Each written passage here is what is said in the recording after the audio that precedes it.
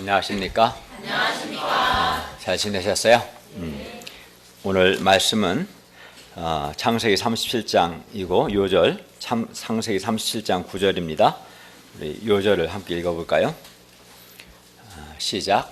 요셉이 다시 꿈을 꾸고 그의 형제에게 말하여 이르되 내가 또 꿈을 꾼즉 해와 달과 열한별이 내게 절하더이다 하니라.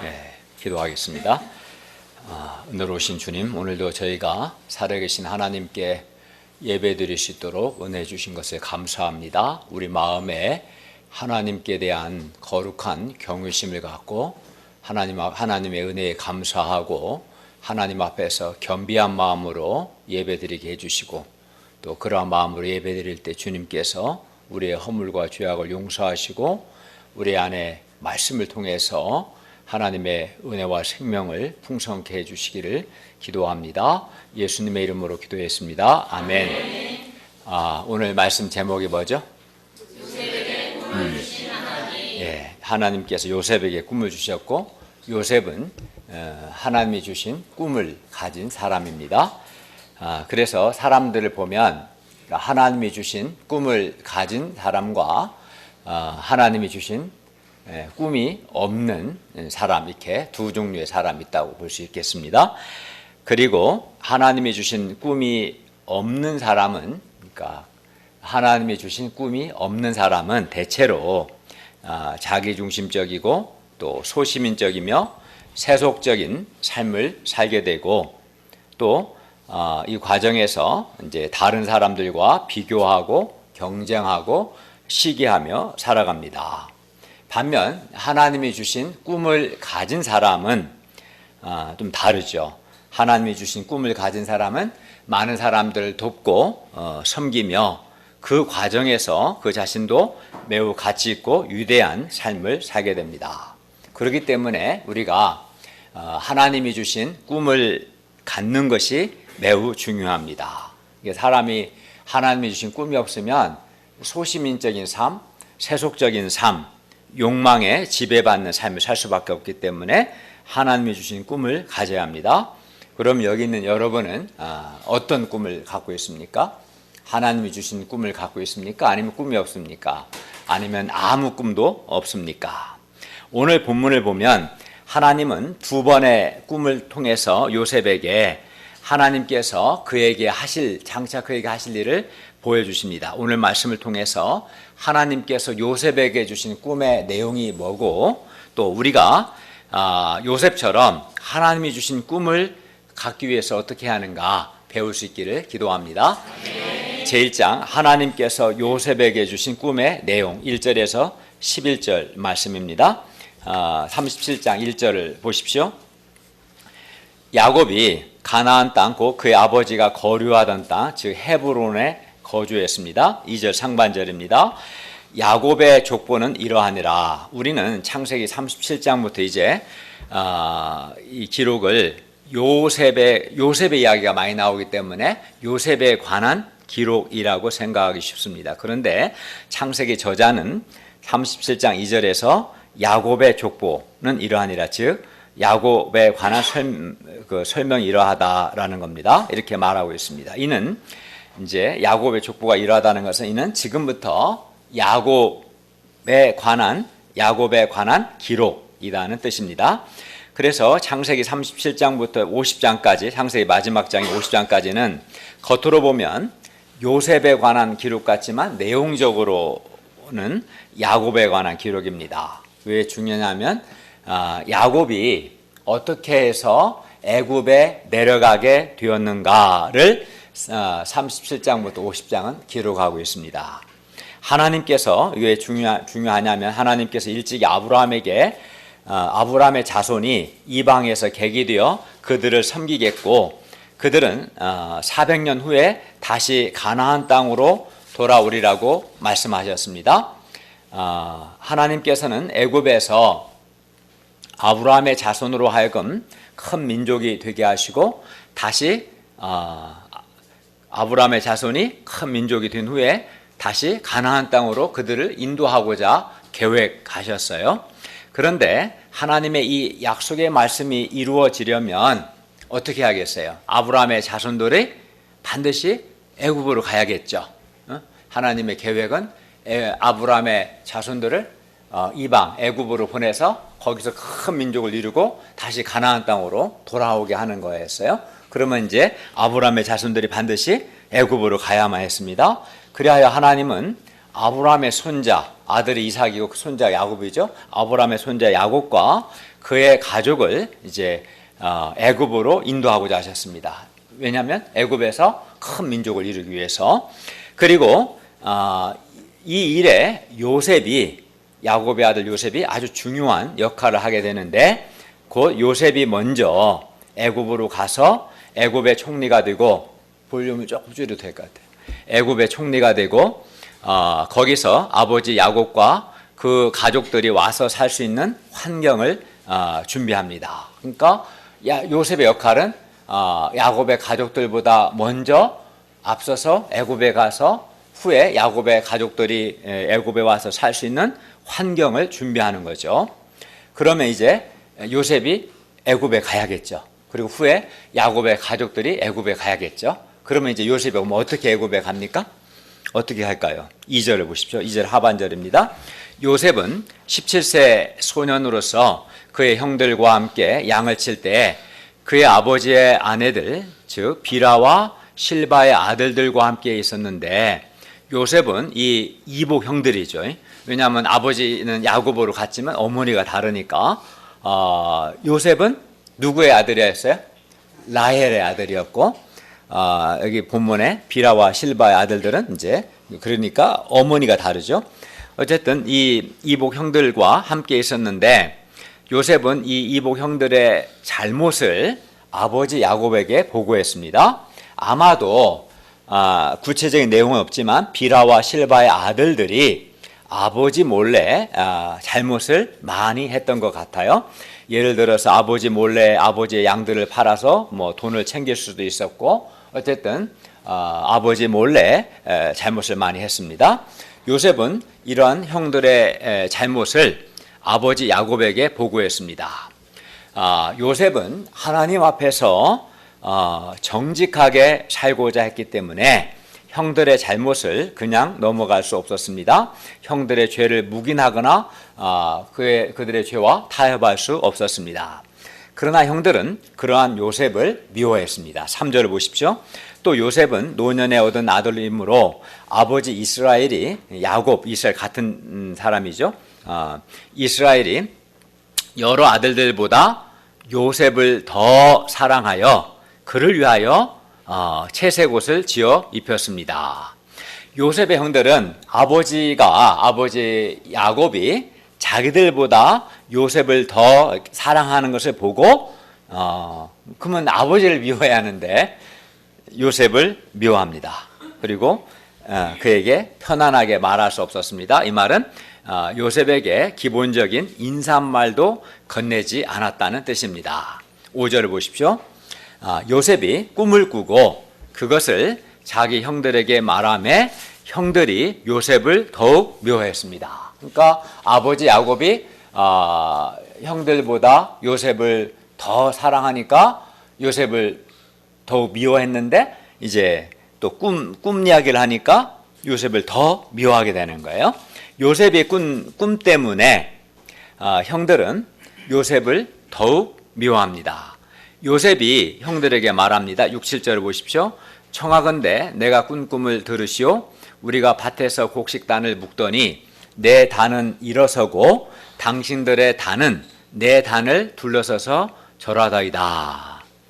그러자 형들이 화가 나서 말합니다. 형들은 이 꿈이 뭘 의미하는지를 다 알아챈 거죠. 8절을 보십시오. 네가 요셉이죠. 네가 참으로 우리의 왕이 되겠느냐? 참으로 우리를 다스리게 되겠느냐? 그러니까 요셉의 단을 향해서 형들의 단이 절한다는 것은 요셉이 형들의 지도자가 되어서 다스린다는 것을 의미한다는 걸 바로 알아챈 거죠. 그리고 요셉의 이 꿈과 또 꿈을 요셉이 말했기 때문에 요셉의 말로 말미암아 요셉을 더욱 미워했습니다. 요셉이 꾼 꿈은 요셉이 장차 지도자가 되고 다스리는 자가 된다는 꿈입니다.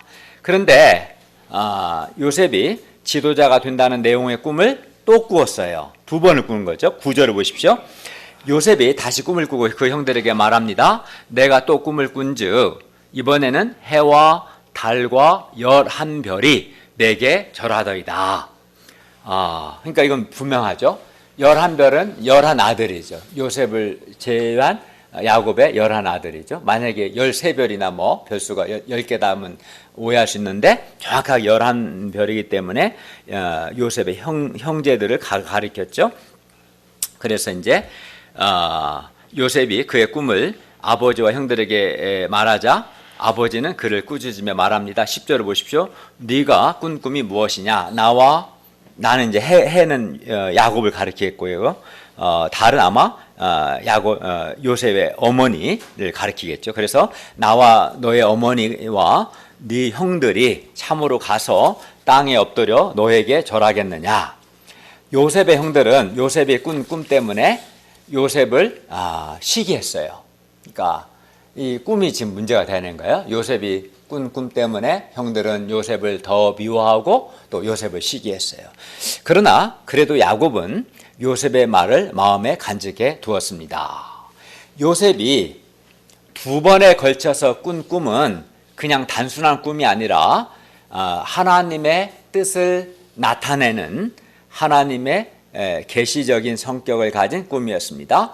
성경에서 계시라는 말은 하나님의 뜻을 나타내다라는 의미예요. 그러니까 하나님의 뜻을 나타내는 계시적인 성격의 꿈이었어요. 즉 하나님께서 요셉에게 두신 하나님의 뜻, 하나님의 계획을 알리는 계시적인 성격을 가진 그런 꿈이었습니다. 하나님은 장차 요셉을 지도자로 쓰고자 하셨습니다. 그리고 이것을 이 하나님의 뜻을 하나님의 계획을 꿈을 통해서 나타내신 겁니다. 그것도 두 번이나 연속해서 꿈을 통해 나타나셨어요. 그렇기 때문에 요셉이 꾼 꿈은 반드시 이루어집니다. 왜냐하면 하나님이 하고자 하시고 그걸 두 번이나 나타내셨기 때문에 반드시 이루어집니다. 그러면 요셉이 꾼 꿈의 내용이 뭡니까? 요셉이 꾼 꿈은 요셉이 지도자가 되는 꿈인데 이제 37장만 갖고는 우리 알 수 없지만 성경을 전체를 놓고 보면 45장 5절, 7절, 49장 20절을 보면 요셉이 지도자가 되는 꿈인데 어떤 지도자가 되느냐면 요셉이 형들의 생명뿐만 아니라 가족들의 생명뿐만 아니라 많은 사람의 생명을 구원하는 그러한 지도자가 될 것이라는 바로 그런 꿈이었습니다. 단순한 지도자가 아니라 야곱의 가족들의 생명을 구원하고 세상 많은 사람들의 생명을 구원하는 그러한 지도자가 될 것이다는 꿈이었습니다. 실제로 후에 요셉은 형들에게 이렇게 말합니다. 창세기 45장 5절에서는 이렇게 말해요. 당신들이 형들이죠. 당신들이 나를 이곳에 팔았다고 해서 근심하지 마소서, 한탄하지 마소서. 하나님이 생명을 구원하기 위해서 나를 당신들보다 먼저 보내셨습니다. 애굽에 보내셨다는 거죠. 창세기 45장 7절에서는 하나님이 큰 구원으로 당신들의 생명을 보존하고 당신들의 후손을 세상에 두시려고 나를 당신들보다 먼저 보내신 겁니다 라고 또 말하고, 창세기 50장 20절에서도 당신들은 나를 해하려 하였으나 하나님은 그것을 선으로 바꾸사 오늘과 같이 많은 백성의 생명을 구원하게 하시려 하셨습니다 라고 말합니다. 그러니까 요셉이 장차 야곱의 가족들의 생명을 구원하고 많은 사람들의 생명을 구원하는 그러한 지도자가 되는 꿈이었던 거죠. 여호와 하나님은 야곱과 그 아들들을 애굽으로 인도하셔서 거기서 이제 큰 민족을 이루고자 하는 원대한 뜻을 갖고 계셨습니다. 그리고 그 뜻을 위해서 하나님은 7년 풍년과 7년 흉년이라는 두 극단적인 사건을 준비하고 계셨고, 그 사건을 통해서 요셉을 우리가 뒤에 이제 보겠지만 애굽의 총리로 세우고자 계획하십니다. 그리고 요셉을 통해서 7년 흉년 동안 아버지 야곱과 형들과 그의 가족들, 더 나아가 많은 사람들의 생명을 구원하려는 계획을 하나님이 가지셨습니다. 그런 계획을 세우셨습니다. 그리고 이 하나님의 계획을 위해서는 요셉이 애굽의 총리가 되어야 했고, 또 형들이 요셉에게 와서 절해야 했으며 요셉이 그들을 다스려야 했습니다. 이렇게 볼 때 요셉이 꾼 꿈은 단순히 요셉이 지도자가 되고 형들을 다스리게 된다는 것을 넘어서서 형들과 부모의 생명을 구원하는 꿈이고 많은 사람들의 생명을 구원하려는 꿈이었음을 우리가 알 수 있습니다. 실제로 요셉은 후에 7년, 6년 동안 애굽과 그 주변 나라 사람들에게 먹을 양식을 나누어 주어서 그들의 생명을 살리는 일을 합니다. 물론 요셉이 꿈을 꾸었을 당시에 17세 이제 꿈을 꾸는데, 이때 하나님께서 요셉을 통해 하고자 하시는 일을 요셉이 구체적으로는 알지 못했을 겁니다. 그러니까 하나님이 나를 가족들의 지도자로 세우셨다, 이 정도만 아는 거지, 장차 뭐 애굽에 간다거나 애굽의 총리가 된다거나 이거 알았을까요? 네, 몰랐어요. 그건 몰랐겠죠. 그러나 후에 형들이 7년 흉년의 때에 형들이 양식을 구하러 애굽에 와서 애굽의 총리가 된 요셉에게 이제 절을 하게 되는데, 그때 요셉은 그때가 이제 22년이 지났을 때거든요. 그가 22년 전에 꾼 꿈의 내용의 의미를 그때 비로소 깨닫게 되는 거예요. 그러니까 요셉의 경우 하나님이 주신 꿈을 꾸고 22년이 지나서야 꿈의 구체적인 내용을 알게 되고 또 그 꿈이 성취되는 것입니다. 그러니까 하나님이 꿈을 주신 시점과 또 꿈이 이루어지는 시점이 많은 시간적 차이가 있고, 또 처음에 그 꿈의 내용은 막연히 가족들의 지도자가 되는 꿈이었지만 이제 구체적인 내용은 몰랐죠. 나중에 이제 알게 된 거죠. 요셉은 아버지 야곱의 사랑을 받는 그것으로 만족하며 살 수도 있었습니다. 형들은 이러한 요셉을 부러워하고 또 부러워만 한 게 아니라 미워하고, 왜? 아버지 야곱이 자기들보다 요셉을 더 사랑하니까 미워하고 또 시기했습니다. 하나님이 주신 꿈이 없는 사람은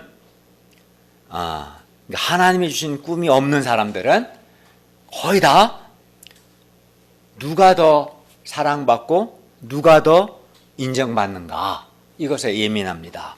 누가 더 높은 자리에 앉는가에 아주 예민합니다. 그리고 그런 것에 사는 재미와 보람을 둡니다. 요셉의 형들이 그랬죠.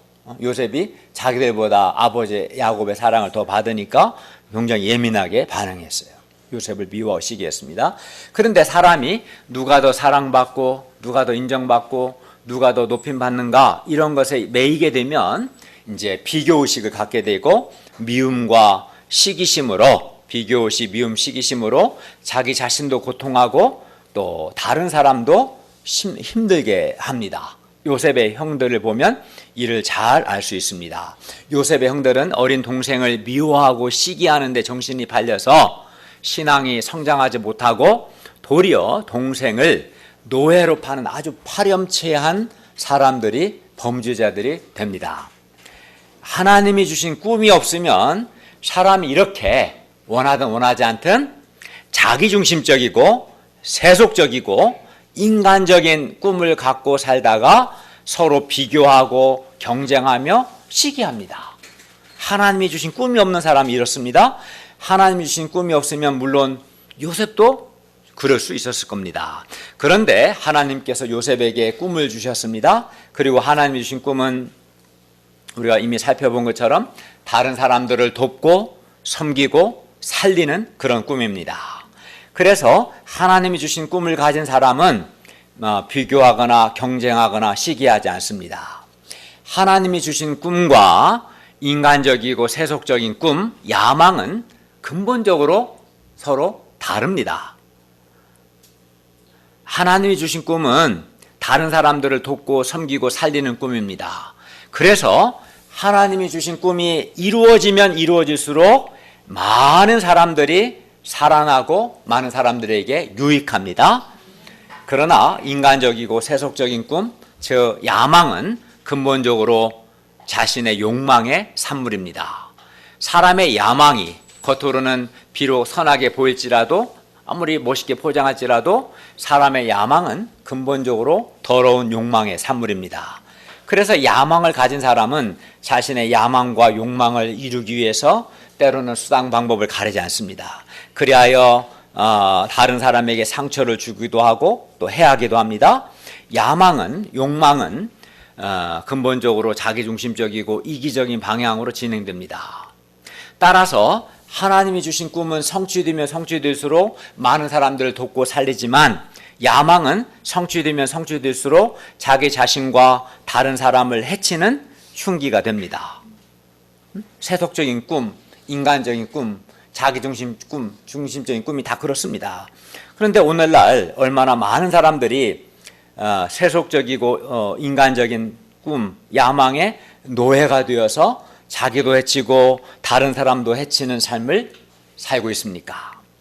신자들 가운데도 많은 사람들이 하나님이 주신 꿈과 자신의 야망, 자신의 인간적 목표를 혼동하고 있습니다.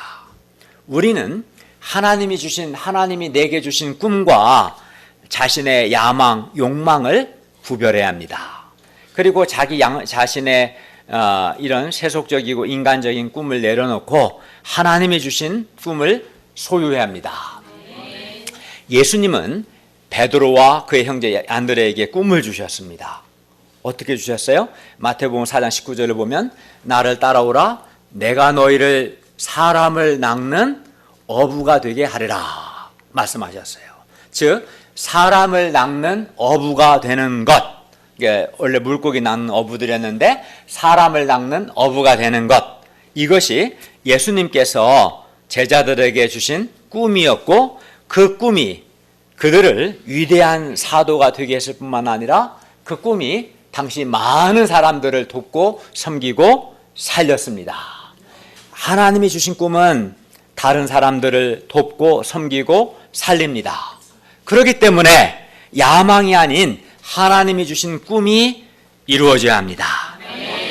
우리가 나의 야망이나 나의 인간적이고 세속적인 목표가 아니라 하나님이 주신 꿈을 소유할 수 있기를 기도합니다. 그리고 하나님이 주신 꿈이 우리 삶 속에서 이루어짐으로 우리 자신도 위대하게 되고 많은 사람들을 돕고 섬기고 살릴 수 있기를 기도합니다. 근데 그러나 꿈이 없는 사람은, 어떤 사람은 난 아무 꿈이 없대, 아무 목표가 없대. 그거는 어쩔 수 없이 그냥 자기중심적이고 소시민적이고 세속적인 꿈을 가졌다고 볼 수밖에 없는 거예요. 그렇게 삽니다. 제2장, 그러면 우리가 어떻게 하나님이 주신 꿈을 소유할 수 있습니까? 어떻게? 하나님이 주신 꿈을 가진 요셉은 많은 사람을 돕고 살리고 그 자신도 위대한 인생을 살게 되었어요. 우리 어떻게 하나님이 주신 꿈을 가질 수 있을까요? 하나님이 주신 꿈이 없는 사람은 소시민적인 삶을 살거나, 또는 아예 꿈이 없는 사람들 그래요. 아니면 무기력한 삶을 살기 쉽습니다. 또는 꿈이 없는 사람, 목표가 없는 사람은 욕망이나 잔재미나 쾌락을 쫓아 살다가 결국은 죄짓고 사탄의 도구가 되기 쉽습니다. 꿈이 없는 사람도 그렇고 세속적인 꿈을 가진 사람도 그렇고, 하나님이 주신 꿈이 없는 사람은 그럴 수밖에 없습니다. 자신의 욕망과 잔재미와 쾌락과 자기중심성을 따라서 살다가 결국은 죄짓고 사탄의 노예가 됩니다. 우리도 그렇기 때문에 우리도 요셉과 같이 하나님이 주신 꿈을 가져야 합니다. 자기의 인간적인 야심이나 야망이 아니라 하나님이 주신 꿈을 소유해야 합니다. 하나님은 요셉처럼 우리 각 사람에게도 특별한 계획과 뜻을 두고 계십니다. 그리고 하나님이 주신 꿈이 우리 생애를 통해서 이루어질 때 많은 사람들이 살아나게 되고 생명을 얻게 됩니다. 우리는 하나님이 주신 꿈을 크게 두 가지로 나누어서 생각해 볼 수 있습니다.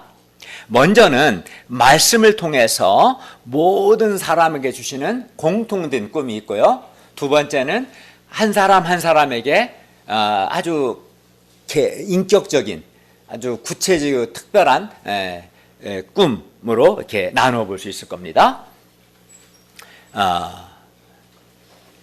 먼저는 말씀을 통해 모든 사람에게 주시는 공통된 꿈입니다. 이 꿈은 이제 모든 신자에게 주신 공통된 꿈이라고 할 수 있을 겁니다. 다음으로 각 사람에게 인격적으로 주시는 특별하고 구체적인 꿈입니다. 그러면 우리가 어떻게 하나님이 주신 꿈을 소유할 수 있습니까? 우리가 막 3박 4일 동안 잠을 자면 하나님이 주신 꿈을 소유할 수 있을까요? 전혀 그렇지 않죠. 잠을 많이 자면 사람이 개꿈을 꾸거나 아주 무기력해집니다. 잠에 취해서 무기력해집니다. 그러면 우리가 어떻게 해야 하나님이 주신 꿈을 소유할 수 있을까요?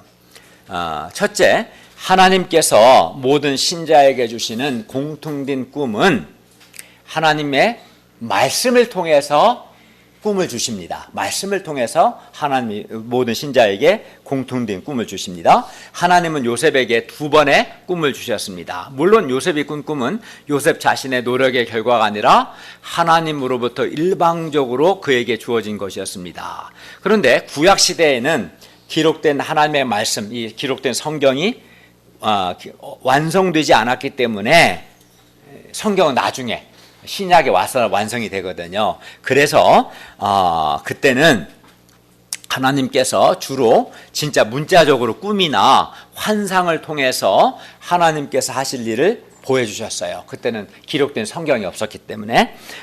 그러나 지금은 하나님께서 문자적인 그런 꿈이 아닌 기록된 말씀, 성경을 통해서 하나님의 뜻을 나타내십니다. 그래서 루터는 나는 종교개혁을 시작할 때부터 꿈이나 환상이나 천사 보기를 원치 아니하고 다만 성경을 바르게 깨닫게 하여 주시기를 기도했다라고 말했습니다. 성경에는, 이 기록된 성경에는 우리 신자들에게 두신 하나님의 뜻이 기록되어 있습니다. 그러니까 하나님의 뜻, 하나님 주시는 꿈을 수유하기 원하면 성경을 읽어야 돼요. 왜? 성경에 하나님의 뜻, 하나님이 우리 신자에게 주신 꿈들이 기록되어 있기 때문에 그렇습니다. 예를 들어 창세기 12장 2절 내가 너로 큰 민족을 이루고 너에게 복을 주어 너의 이름을 창대하게 하리니 너는 복이 될지라. 우리가 몇 주 전에 배웠던 말씀이죠.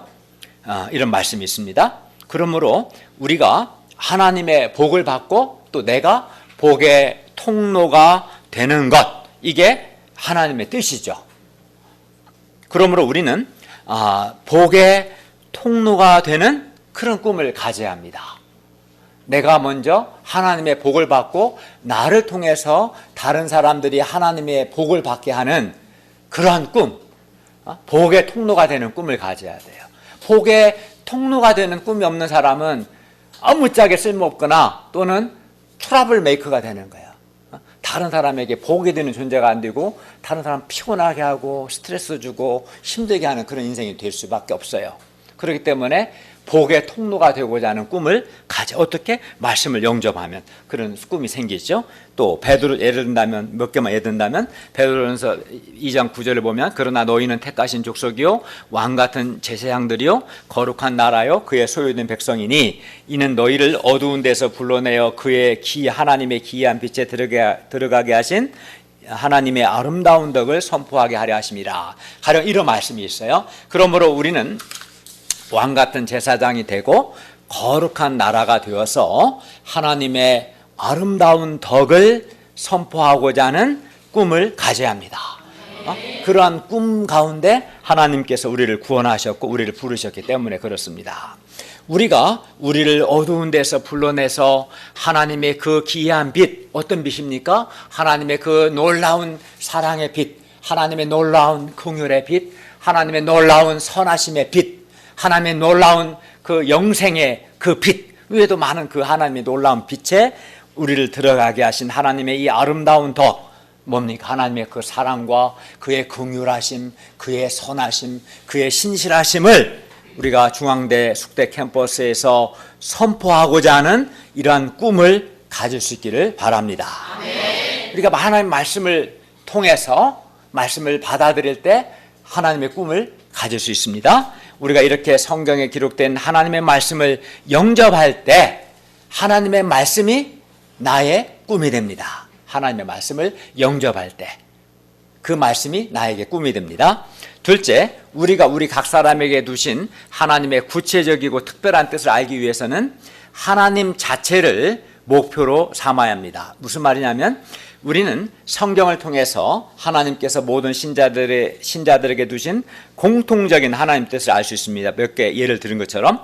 그리고 하나님의 말씀을 영접할 때 하나님의 말씀이 나의 꿈이 됩니다. 우리 목자님들이 특별히 중앙대 숙대 학생들에게 나를 구원하신 하나님의 그 놀라운 빛을 선포하고자 하는 그런 꿈을 가졌으면 좋겠어요. 하나님의 말씀을 영접하면 그 말씀이 나에게 꿈이 됩니다. 그러나 우리는 이미 70억 인구가 있음에도 불구하고 나 말고도 70억이나 되는 많은 사람들이 있음에도 불구하고 나를 이 땅에 또 하나의 생명으로 태어나게 하시고 나를 통해서 이루기 원하시는 나에게 두신 하나님의 특별한 뜻을 알고 싶습니다. 그러면 우리가 어떻게 나에게 두신 하나님의 특별한 뜻을 알 수 있을까요? 우리가 하나님을 목표로 추구해야 합니다. 이 말은 곧 우리가 하나님을 사랑하고 하나님께 순종하는 삶, 하나님의 인도하심을 받는 삶을 살아야 한다는 뜻입니다. 요셉은 그가 지도자가 된다는 것은 알았지만 그가 구체적으로 애굽의 총리가 되어 아버지와 형들과 가족들의 생명을 구원하고 많은 사람의 생명을 구원하게 될 것이라는 것은 알지 못했습니다. 22년이 지나서야 깨닫습니다. 그전엔 전혀 몰랐어요. 그러나 요셉은 애굽의 노예로 팔려가고 억울한 누명을 쓰고 옥에 갇히는 그 절망적인 상황에서도 하나님이 그에게 주신 꿈을 붙들고 그는 변함없이 하나님을 믿고 하나님께 순종했습니다. 하나님의 인도하심을 받았습니다. 이것이 이제 하나님 자체를 목표로 추구하는 삶입니다. 하나님께 순종하는 삶, 하나님을 사랑하는 삶, 하나님의 인도하심을 받는 삶을 살았어요. 그렇게 했을 때 요셉은 그 어둡고 절망적인 상황 속에서도 자기에게 맡겨진 일을 충성스럽게 감당할 수 있었습니다.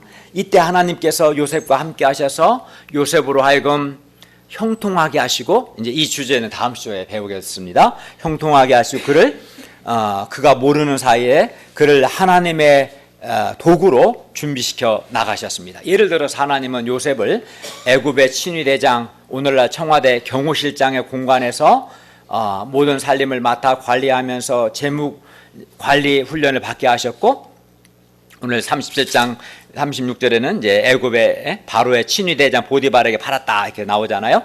청와대 경호실장의 관저에서 그의 모든 재산을 맡아서 살림을 맡아 관리하는 것을 하면서 재무관리 훈련을 받게 하셨고, 또 나중에는 정치범들을 수용하는 왕의 감옥에서 죄수들 다 정치인들이죠. 고위 관료들입니다. 이들을 섬기면서 정치 수업과 인사 관리를 배우게 하셨습니다. 그죠? 그들한테 다 들으면서 익히는 거죠. 또 요셉이 애굽의 총리가 되고자 하는 목표를 세우고 그런 훈련을 받은 것은 근데 결코 아닙니다. 전혀 그런 요셉이 자기 총리가 될 걸 뭐 알지도 못했어요. 다만 그는 노예로 끌려가고 억울한 누명을 쓰고 옥에 갇히고 아주 인간적으로 생각하면 슬프고 절망적이긴 하지만 그래도 그는 바람없이 하나님을 믿고 하나님께 순종하고 그 상황에서 자기가 해야 할 일을 최선을 다해서 한 거예요. 그냥 한 거죠. 뭐 총리가 된다는 걸 알지도 못했고 그걸 위해서 한 건 아니었습니다. 요셉은 다만 변함없이 하나님을 믿고 하나님을 사랑하고 자기에게 맡겨진 일에 충성했습니다. 그때 하나님은 그를 애굽의 총리로 준비시키고 계셨던 것입니다. 그러니까 예를 들어서 경호실장인 보디발의 모든 살림을 맡아 섬기면서 그것이 이제 한 나라의 살림을 맡아 섬기는 원리를 배우게 하신 거죠. 이런 식으로. 그리고 나중에 곧 그가 꿈을 꾼 지 22년이 지난 후에 비로소 요셉은 22년이 지난 후에 비로소 요셉은 하나님께서 그를 애굽의 총리로 세우셔서 그를 통해서 야곱의 가족들과 많은 사람들의 생명을 구원하고자 하셨다는 것을 그때 이제 깨닫게 됩니다. 우리가 요셉과 같이 어떤 상황에서도, 즉 비록 그 상황이 아무리 슬프고 정말 어둡고 억울하고 절망적인 상황이라 할지라도 요셉이 정말 그런 상황이었거든요. 아버지의 특별한 사랑받는 아들에서 갑자기 형들이 팔아당겨서 노예가 되고 억울한 누명을 쓰고 또 옥에 갇히거든요. 그럴지라도 하나님을 믿고 하나님께 순종하고 하나님의 인도하심을 받을 때, 그리고 우리에게 맡겨진 일을 충성스럽게 감당할 때 우리는 준비가 되고요, 때가 되면 하나님께서 우리 각 사람에게 두신 특별한 뜻을 깨닫게 되고 하나님의 뜻이 이루어지게 될 것입니다. 그러니까 하나님의 말씀을 통해서 모든 신자들에게 두신 하나님 공통적인 꿈과 각자에게 두신, 그 사람에게 두신 어떤 구체적이고 특별한 뜻은 이렇게 어떤 상황에서도 하나님께 순종하는 삶을 살 때, 또 주어진 상황에서 맡겨진 일을 최선을 다할 때, 이제 나중에 때가 되면 하나님의 뜻을 깨닫게 되고 그 과정 속에서 내가 하나님이 쓰실 수 있는 사람으로 준비되고 또 하나님의 뜻이, 꿈이 이루어지게 되는 것이죠. 저를 만약에 예를 든다면 하나님은 저에게 27년 전에 로마서 1장 5절 말씀, 그의 이름을 위하여 모든 이방인 중에서 믿어 순종하게 하나니라는 말씀을 주셨고, 그리하여 예수 그리스도의 이름을 위하여 모든 불신자 중에서 믿어 순종하게 하는 것이 이 말씀을 받고 나서부터 저의 이제 꿈이 되었어요. 그리고 그 저는 제가 먼저 말씀을 믿어 순종하고 또 다른 사람들도 하나님을 믿고 순종하도록 도왔습니다. 그리고 하나님의 인도하심에 순종하고자 노력했습니다. 그때 하나님께서는 저를 하나님의 종으로 준비시켜 주셨고 또 책임 목사로 세우셨습니다. 그러니까 처음부터 내가 목사가 돼야겠다, 뭐 그런 생각은 1도 없었어요. 요즘 애들 표현대로 전혀 몰랐고 없었어요. 다만 말씀을 성경 읽는 가운데 로마서 1장 5절 말씀을 받았고 이 말씀을 영접함으로써 모든 이방인 중에 믿어 순종케 하는 것을 목표로, 꿈으로 받아들이고 주어진 삶에 하나님께 순종함 최선을 다한 거죠. 그리고 제가 목자의 직분에 충성했을 때 하나님께서 저를 제자 양성가요 말씀의 종으로 써주셨습니다. 제가 27년 전에는 저에게 두신 하나님의 구체적인 뜻을 전혀 몰랐으나 제가 하나님께 순종하고자 했을 때 저는 저에게 두신 하나님의 뜻을 깨닫게 되었고 지금 나의 인생 속에서 하나님의 뜻이 이루어져 가고 있습니다. 하나님께서 나에게 두신 특별한 뜻이 무엇인가 우리가 지금은 다 알 수 없습니다. 그러나 우리가 하나님을 믿고 하나님께 순종하며 현재 나에게 주어진 나의 삶의 현장에서 매일매일 최선을 다하는 삶을 살 때 때가 되면 하나님께서 나에게 두신 하나님의 구체적이고 특별한 뜻을 알게 될 것이고 하나님의 뜻이, 하나님의 꿈이 이루어지게 될 겁니다. 그러므로 우리는 현재의 주어진 우리의 삶과 상황을 하나님께서 선하신 뜻 가운데 나에게 주신 것으로 소중하게 여기고 그걸 받아들이고 최선을 다해야 합니다. 만약에 요셉이 자기에게 주어질 노예 생활이나 죄수 생활을 받아들이지 않고 그 속에서 최선을 다하지 않았다면 그는 전혀 준비되지 못했을 것이고 하나님이 주신 꿈도 이루어지지 않았을 겁니다. 요셉이 얼마나 충격적이겠어요? 내가 아버지의 사랑받는 아들인데 내가 왜 노예가 되는가? 그런 현실을 받아들이지 않고 내가 지금 노예할 애가 아닌데 그 눈명을 쓰고 옥에 갇힌데 막 화가 나갖고 탈출하는 것만 늘 고민하고 만약 그랬다면 아주 반발심 많고 불순종하고 안일하고 형편없는 노예라는 평가를 받았을 겁니다. 아마 그 노예들이 그 히브리 노예 요셉이라는 애가 왔는데 좀 아주 반발심이 많고 아주 게으르고 이렇게 골칫덩어리야 좀 이제 그런 평가를 받았겠죠. 예, 우리가 살고 있는 오늘 하루는 하나님께서 나에게 주신 꿈을 이루기 위한 준비라는 사실을 알아야 합니다. 내가 하나님을 목표로 삼아서 오늘 하루를 하나님을 사랑하고 하나님의 인도하심을 받는 삶을 최선을 다해서 살 때 이 삶들이 이제 우리가 퍼즐처럼, 그죠? 퍼즐 하나씩 깨다 보면 뭐 맞추잖아요, 애들.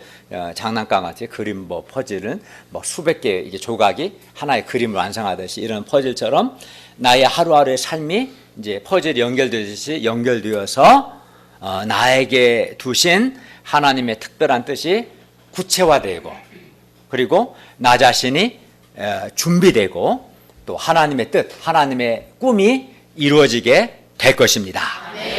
그리고 나의 이 삶을 통해서 하나님의 뜻이 이루어질 때 많은 사람들이 살아나게 될 것이고, 또 하나님께서 영광을 받으실 것이고, 나 자신도 위대하게 될 것입니다. 그러므로 우리는 지금 나의 상황이 애굽의 노예로 끌려간 요셉과 같이 비록 아무리 어둡고 슬프고 절망적인 상황일지라도 변함없이 하나님을 신뢰하고 하나님께 순종하며 하루하루를 하나님이 내게 주신 삶으로 받아들이고 최선을 다해야 합니다. 그리하면 우리 자신이 준비가 될 것이고, 때가 되면 하나님의 뜻을 깨닫게 될 것이고, 살아계신 하나님께서 합력하여서 하나님의 꿈을 이루어 가실 것입니다. 제3장, 하나님이 주신 꿈 때문에 고난을 겪기도 하지만 하나님이 주신 꿈은 반드시 이루어집니다. 12절에 36절 말씀입니다. 12, 13절을 보십시오. 요셉의 형들이 세겜에 가서 아버지의 양떼를 칠 때에 이스라엘이 요셉에게 말합니다. 이때 요셉의 나이가 몇 살이에요? 17살. 정이나 17살이지? 아니에요? 몇 살이야? 18? 김이사 17살이에요? 16살이야? 요셉이 맞다. 여기 2학년이지. 이요셉 똑같네, 요셉도. 이 요셉이 나이가 요셉의 나이에요. 17살. 그때. 요셉이 아프리카에 노예로 끌려갔다 생각해. 어떻게 살아야 건가 한번 생각해 보세요. 막 엄마 그리워하면 눈물만 흘릴 것이 아니라 정신 차리고, 그죠? 이 요셉 나이에요. 요셉이가. 14절을 보십시오. 네 형들과 양떼가 다 잘 있는지를 보고 돌아와 내게 말하라. 그리고 요셉을 헤브론 골짜기에서 보내며 요셉이 세겜으로 갔습니다. 그런데 형들은 세겜에 없었어요. 요셉은 형들을 찾아 들에서 방황했습니다. 그때 어떤 사람이 요셉을 보고 요셉의 형들이 도단에 있다고 가르쳐 주었고, 요셉은 도단까지 형들을 찾아갔습니다. 형들은 멀리서 요셉이 오는 것을 보고 서로 말합니다. 19절 20절을 보십시오. 꿈꾸는 자가 오는도다. 자, 그를 죽여서 한 구덩이에 던지고 우리가 말하기를 악한 짐승이 그를 잡아먹었다 하자 그 꿈이 어떻게 되는지를 우리가 볼 것이니라. 형들은 요셉과 요셉의 꿈을 싫어했어요. 그들은 요셉의 꿈이 이루어지지 않기를 바랬습니다. 그들 생각에는 요셉의 꿈이 이루어지면 자기들이 요셉 앞에 무릎을 꿇어야 하고, 그것은 형들로서는 자존심 상하고 참을 수 없는 모욕으로 여겼습니다. 이를 통해 볼 때 형들이 요셉을 죽이고자 하게 된 결정적 원인은 요셉의 꿈 때문이었음을 알 수 있습니다. 요셉을 죽이면 요셉의 꿈이 이루어지지 않을 것이다 생각하고 요셉을 죽이고자 한 거지요. 결국 요셉은 그의 꿈 때문에, 하나님이 주신 꿈 때문에 죽음의 위기에 처하게 되었습니다. 그러나 불행 중 다행으로 르우벤이 나서서 죽이지는 말자고 했고, 유다의 제안으로 형들은 요셉을 미디안 상인들에게 은 20개를 받고 팔아 넘겼습니다. 그리고는 요셉의 옷에 짐승의 피를 묻히고서 아버지에게는 짐승이 요셉을 잡아먹었다고 거짓말했습니다. 36절을 보십시오. 그 미디안 사람들은 그를 애굽에서 바로의 신하 친위대장 보디발에게 팔았더라.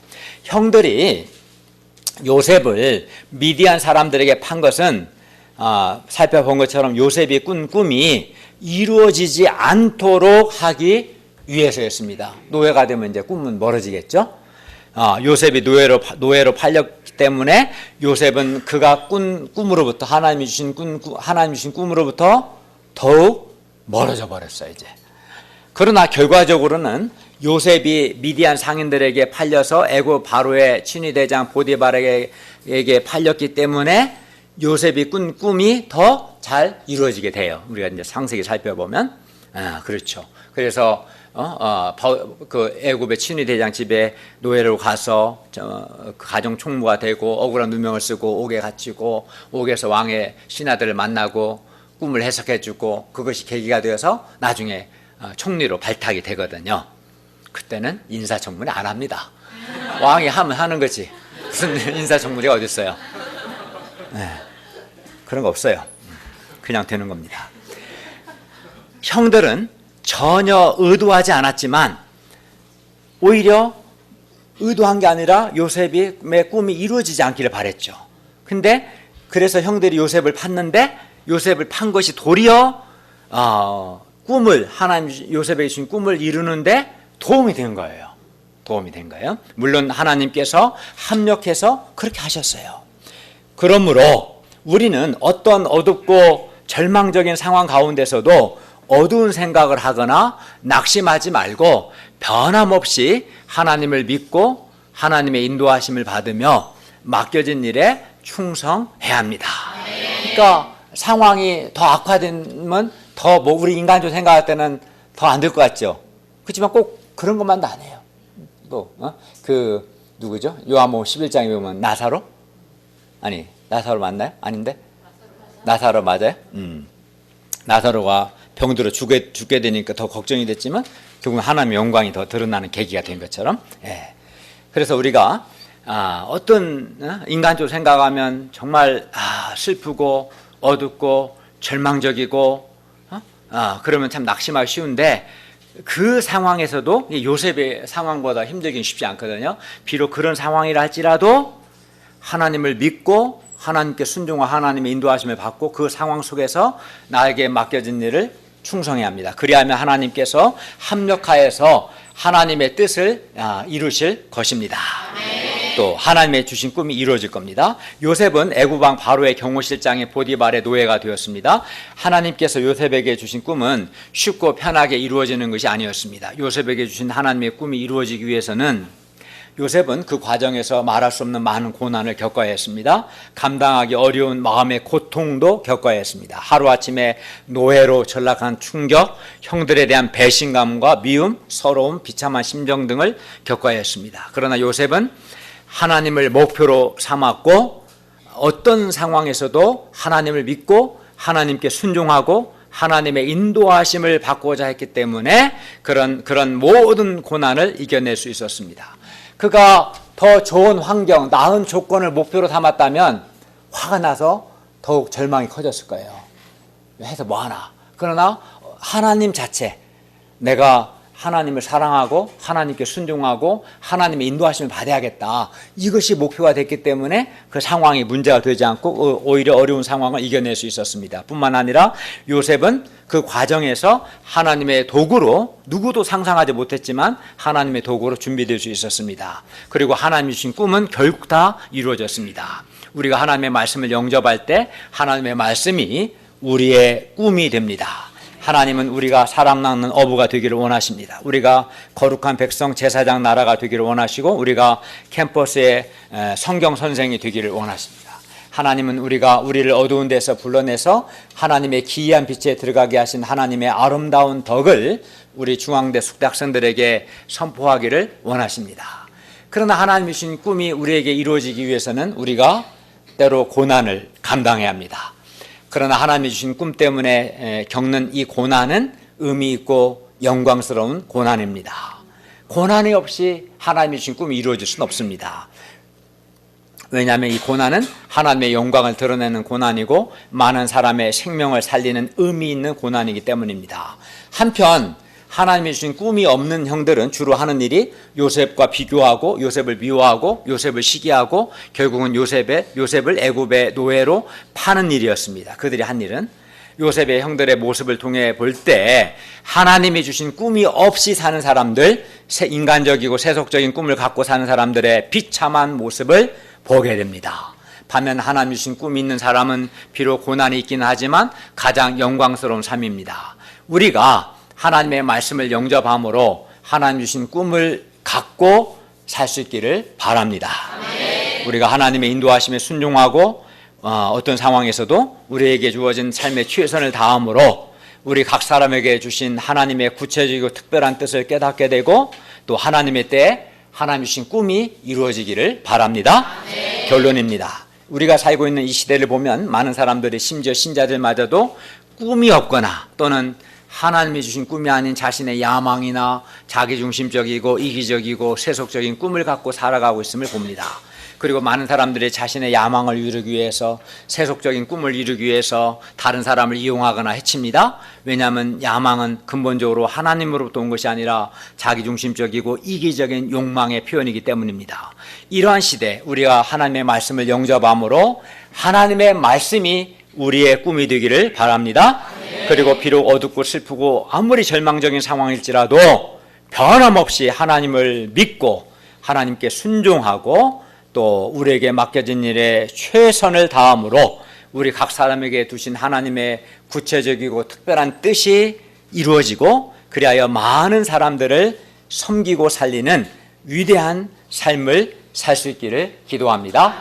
기도하겠습니다. 은혜로우신 주님, 오늘 하나님이 주신 꿈의 내용이 뭐고 하나님의 꿈을 가진 사람의 삶이 어떠한가 배우게 하셔서 감사합니다. 우리가 하나님의 말씀을 받아들임으로써 하나님의 말씀이 우리의 꿈이 되게 해주시고 또 인간적으로는 정말 슬프고 어둡고 절망적인 상황일지라도 변함없이 내가 하나님을 믿고 하나님께 순종하고 하나님의 인도하심을 받는 것을 목표로 추구해서 또 그 상황에서 최선을 다함으로 하나님이 나에게 두신 하나님의 그 꿈을 깨닫고 또 그 꿈이 우리 인생 속에서 이루어져서 하나님을 기쁘시게 하고 우리가 많은 사람들 돕고 섬기는 위대한 삶을 살게 하여 주십시오. 예수님의 이름으로 기도하였습니다. 아멘.